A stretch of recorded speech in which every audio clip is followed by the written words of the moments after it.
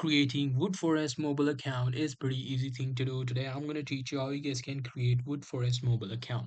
Well, the process is pretty simple. In order to do that, you actually have to sign up for Woodforest online banking. Once you have done with that, you can actually use the application of Woodforest on your mobile phone, or you can use online banking on your laptop as well. Now, how to do it? So, in order to do it, you have to be at your Google, and here you have to search for Woodforest online banking. Now, after searching for Woodforest online banking, you just have to go to the first, which should say login Woodforest, which should be mobile banking online.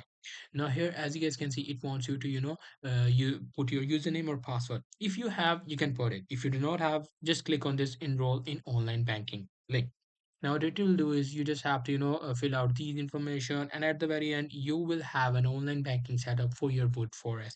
You can actually use the online banking on laptop, and you can actually download the Woodforest app to access it on your mobile phone as well. So that's pretty much it. That's how you will be able to do it. Hope you guys find this video helpful.